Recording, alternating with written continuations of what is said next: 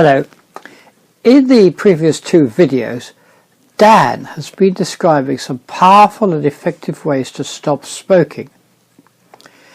In this and my next video, I want to talk about ways of stopping psychological problems, which can and indeed do greatly undermine one's ability to feel good about oneself and to present a confident kind of face, an optimistic face to the world.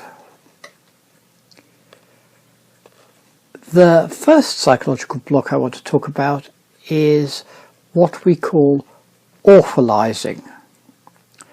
Now, what does this involve? Well, here's what Jackie, a 54-year-old client of ours who's a credit controller at a medium-sized company, told me what happens. She wakes up in the early hours of the morning and immediately her mind is filled with a whole chain of increasingly depressing outcomes for her. She says, this is what she says.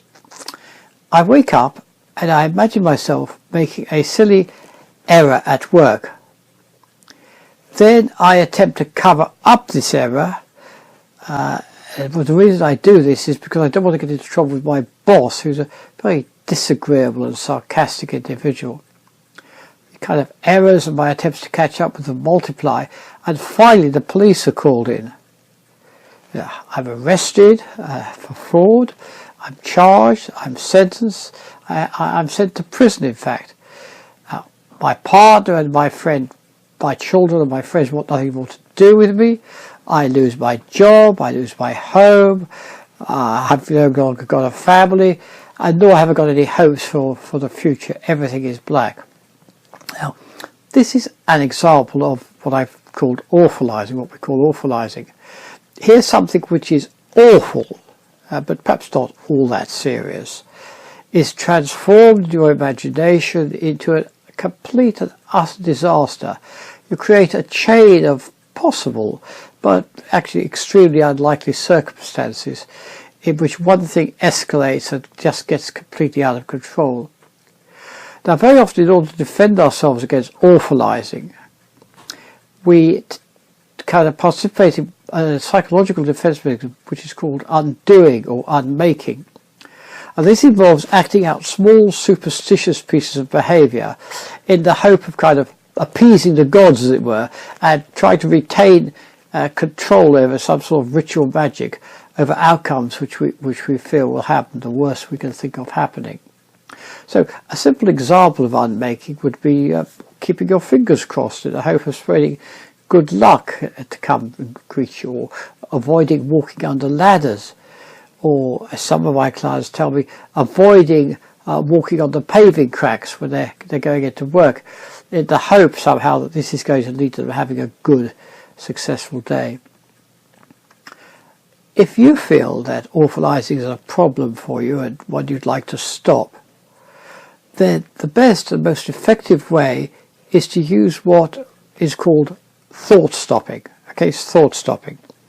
So here's what happens. The next time you start a chain of awfulizing events in your mind, before it gets going, say to yourself very loudly but silently in your head, stop.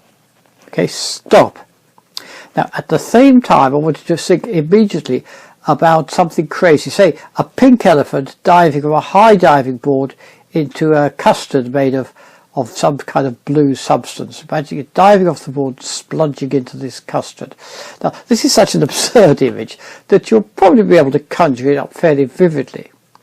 How does this help? Well, your conscious mind is unable to deal with two thoughts at once.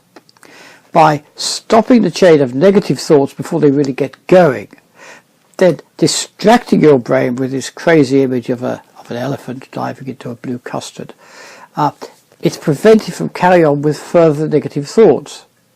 So in this way you kind of stop the awfulizing process before it really gets going.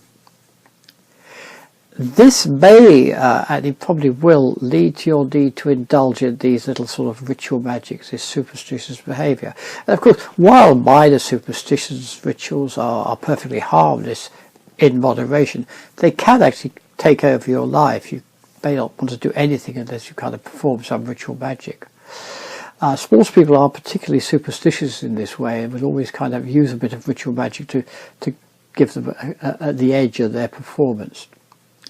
So in the next video, I'll be looking at the problems that can arise when people believe that everyone they meet, from the most casual encounter with perhaps somebody who's selling them a newspaper or driving a taxi cab for them, right down to their most intimate part, all their friends, have to love and admire them and love and admire their every action.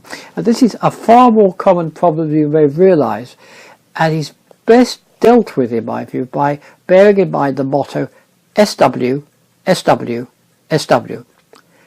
What this is and how it works, I'll be explaining in my next video next week. So if you found what I've said to be helpful or interesting, or would like me to elaborate it, then do please click the like button below and then get in touch with us through our website. If there are particular problems or difficulties you're facing which you'd like Dad or I to try to help you deal with, then again contact us. www.themindchangers.co.uk. We look forward to hearing from you.